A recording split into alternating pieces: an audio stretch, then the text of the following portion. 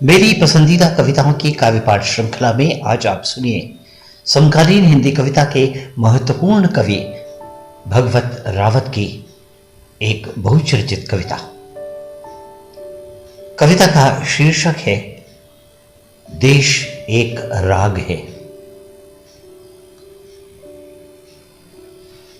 इस बार 26 जनवरी पर मैं देश के नाम संदेश देना चाहता हूं। राष्ट्र के नाम नहीं, देश के नाम। जानता हूं संदेश केवल राष्ट्रपति और प्रधानमंत्री समय समय पर देते रहे हैं। जो राष्ट्र के नाम प्रसारित किए जाते हैं, इन संदेशों में कोई व्यवस्था होगी, तभी तो उनकी भाषा ऐसी तयशुदा होती है कि उनमें कहीं कोई उतार चढ़ाव नहीं होता, न कहीं मार्मिक स्पर्श। होश संभालने के बाद सिर्फ 50 वर्षों तक सुनता आ रहा हूं। होश संभालने के बाद पिछले 50 वर्षों से सुनता आ रहा हूं ऐसे संदेश, और किसी का कोई एक वाक्य भी ठीक से याद नहीं। मजेदार बात यह है कि देशवासियों जैसे आत्मीय संबोधनों से प्रारंभ होने वाले ये संदेश देश को भूलकर राष्ट्र राष्ट्र कहते नहीं थकते। राष्ट्र की मजबूती, राष्ट्र की गरिमा, राष्ट्र की संप्रभुता, राष्ट्रोत्थान जैसे विशेषणवाची अलंकरणों से मंडित ये आत्ममुग्धता और आत्मशलाघा के उदाहरण बनकर रह गए हैं। मुझे कुछ समझ में नहीं आता। मेरी उलझन बढ़ती ही जाती है कि देश के भीतर राष्ट्र है या राष्ट्र के भीतर देश। दोनों में कौन किससे छोटा, बड़ा, सर्वोपरि या गौड़ है? इस विवाद में न पड़े तो भी दोनों एक ही ये मानने का मन नहीं करता। मुझे कुछ समझ नहीं आता। मेरी उलझन बढ़ती ही जाती है कि देश के भीतर राष्ट्र है या राष्ट्र के भीतर देश। दोनों में कौन किससे छोटा, बड़ा, सर्वोपरि या गौड़ है? इस विवाद में न पड़े तो भी दोनों एक ही हैं, यह मानने का मन नहीं करता। अव्वल तो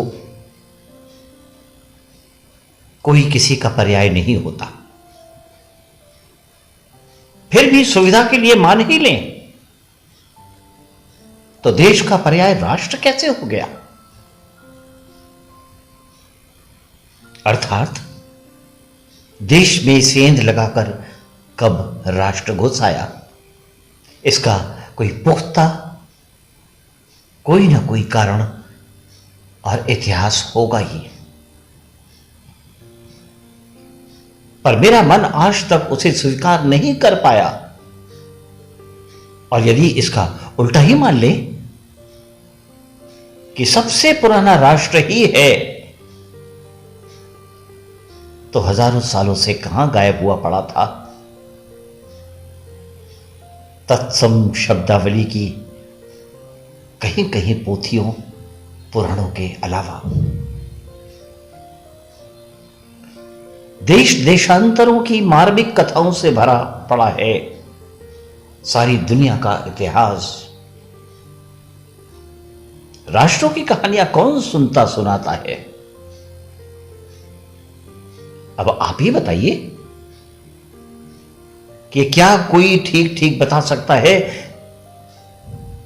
कि कब देश की जगह राष्ट्र और राष्ट्र की जगह देश कहा जा सकता है। हमारे जवान देश की सीमाओं की रक्षा करते हैं। हम देश का इतिहास और भूगोल पढ़ते पढ़ाते हैं। सन 47 में हमारा देश आजाद हुआ था। मैं भारत का नागरिक हूं। ऐसे सैकड़ों वाक्य पढ़ते पढ़ाते बीत गई उम्र। जब जब जहां जहां तक आंखें फैलाई, दूर दूर तक देश ही देश नजर आया, राष्ट्र कहीं नहीं दिखा। आज भी बड़े बड़े शहरों से मेहनत मजदूरी करके जब अपने अपने गांव लौटते हैं लोग, तो एक दूसरे से यही कहते हैं कि वो अपने देश जा रहे हैं। वो अपने पशुओं, पक्षियों, खेतों, खलिहानों, नदियों, तालाबों, कुआं, बावड़ियों, पहाड़ों, जंगलों, मैदानों, रेगिस्तानों, बोली बानियों, पहनावों, पोशाकों, खान पान, रीत रिवाज और नाच गानों से इतना प्यार करते हैं कि कुछ न होते हुए गांठ में भागे चले आते हैं, हजारों मील ट्रेन में सफर करते, बीड़ी फूंकते हुए।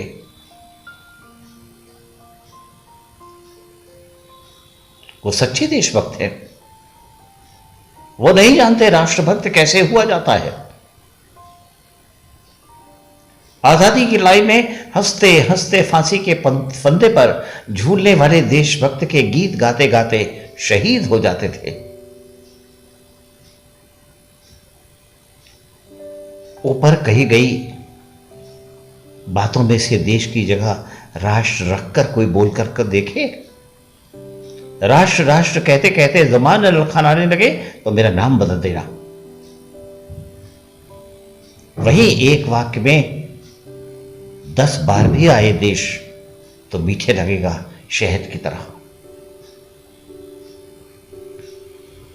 देश एक अनुराग है, सुवासित सुभाषित सा फैलता हुआ धीरे धीरे, स्नेहिल तरंगों की तरह बाहर से भीतर तक, भीतर से बाहर तक स्वयं अपनी सीमाएं लांघता, सुगंधित मंद मंद पवन की तरह सारी दुनिया को शीतल करता, धीरे धीरे सारी दुनिया का हिस्सा हो जाता है।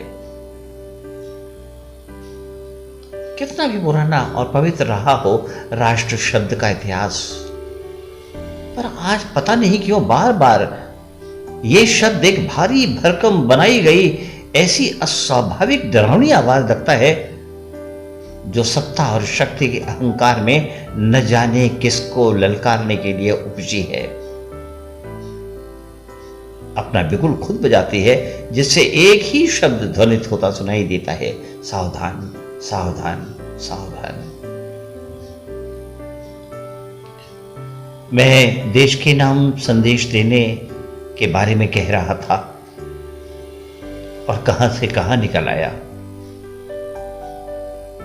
यह सही है कि मैं न देश का राष्ट्रपति हूं, न प्रधानमंत्री, न संसद, न विधायक, यहां तक कि किसी नगरपालिका का कोई निर्वाचित सदस्य तक नहीं हूं। पर ये सभी कहते हैं कि ये जो अच्छे बुरे का जो भी है सब मेरे ही कारण है, मैंने ही बनाया है उन्हें। तो इसी नागरिक अधिकार के साथ मेरा देश का नाम संदेश क्यों नहीं प्रसारित किया जा सकता कि स्वतंत्र भारत न गढ़ पाने की दबी दबी इच्छा रह गई है, गुलाम मानसिकता या परायों के तंत्र से मुक्त न हो पाने का की कोई व्यवस्था। आप जो भी कहें और आप पूरी तरह मुझे गलत भी साबित कर दें, और जो आप कर भी सकते हैं, कहां कहां से पुराणों और पोथियों से प्रमाण खोज कर ला सकते हैं और मुझे चारों खाने चित्त कर सकते हैं। पर जो सामाजिक इतिहास मुझे दिखाई दे रहा है, राष्ट्रों का कतई आत्मीय नहीं है। अपने ही भारत के बारे में सोचकर देखिए कि भारत में महाभारत कभी नहीं होता यदि उसका सम्राट धृतराष्ट्र न होता, जिसे अपने सिंहासन के अलावा कुछ भी नहीं दिखाई देता था।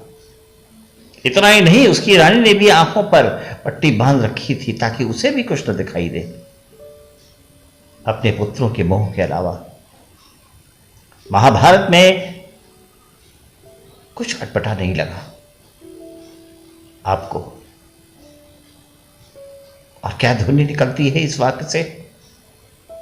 सत्ता के आतंक, दंभ, हिंसा और युद्ध के अलावा जिस जिस शब्द से जुदा यह महा उपसर्ग शब्द की सूरत बदल कर रख दे। उदाहरण देने से क्या लाभ?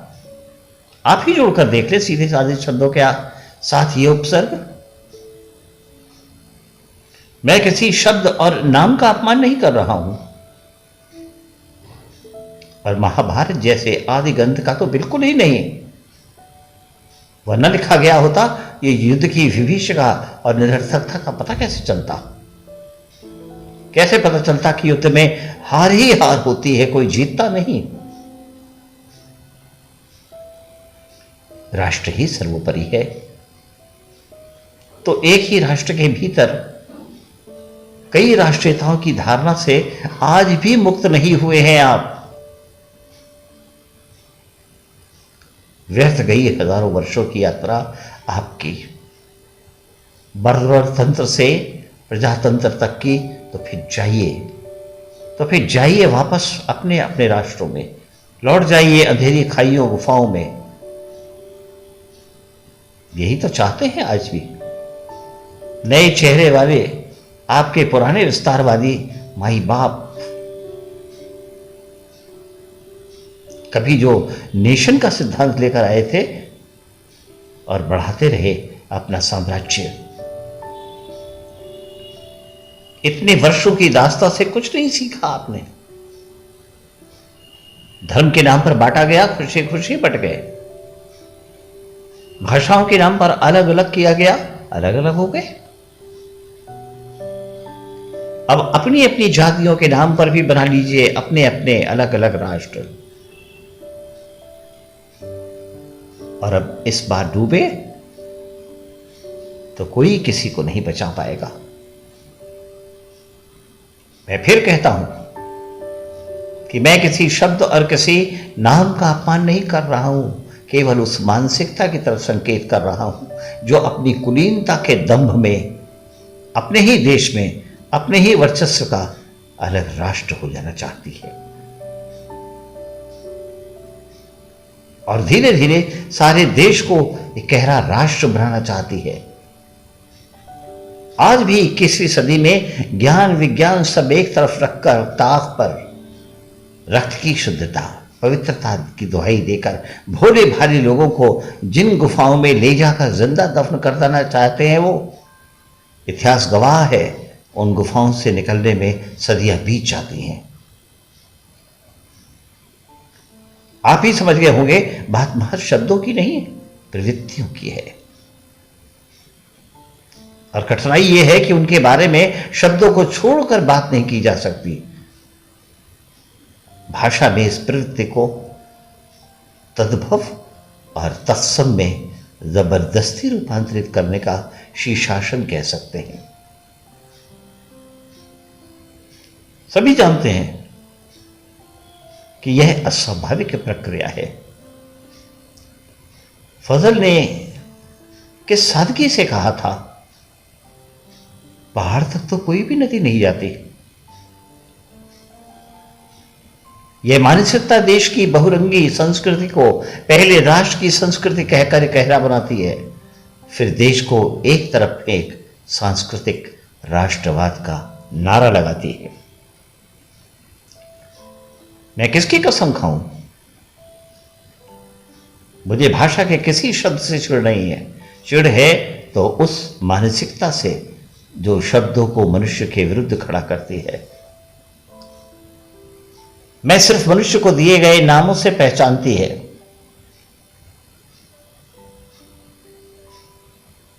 उनकी जातियों से पहचानती है, उनके रंगों से पहचानती है, उनकी भाषा में दिए गए ईश्वर के नाम के लिए अलग अलग शब्दों से पहचानती है। देश देशज से बनता है, उसकी बहुरंगी छटा देशों का इंद्रधनुष बनती है। जो अपने अपने आसमान में दिखाई देता है, कौन होगा जिसका मन इंद्रधनुष देखकर इंद्रधनुष जैसा ना हो जाए? मान लिया कि अंग्रेजी के नेशन शब्द के लिए हिंदी में फिर से पैदा हुआ राष्ट्र, तो नेशन शब्द में कौन से असुर आपके पर लगे हैं? पश्चिमी दुनिया की लगभग सभी भाषाओं में कितना प्यारा शब्द है कंट्री, अर्थात देशज। कब और कैसे दबोच लिया कंट्री जैसे आत्मीय शब्द को नेशन ने? यह खोज का विषय होना चाहिए। जरूर उसके पीछे कोई बर्बरता छुपी है। इस सब के बाद भी आपको अपना राष्ट्र मुबारक, मुझे अपना देश मुबारक। आपको 21 तोपों की सलामी मुबारक, मुझे आसमान में मेरा लहराता तिरंगा चाहिए। बुरा लगा हो तो माफ करना। मैं तो अपने लोकतंत्र में अपनी छोटी सी नागरिक इच्छा पूरी करना चाहता था कि इस बार 26 जनवरी पर मैं देश के नाम संदेश देना चाहता था। ये थी मेरी एक छोटी सी इच्छा अपने लोकतंत्र में। इस बार 26 जनवरी पर मैं देश के नाम संदेश देना चाहता था।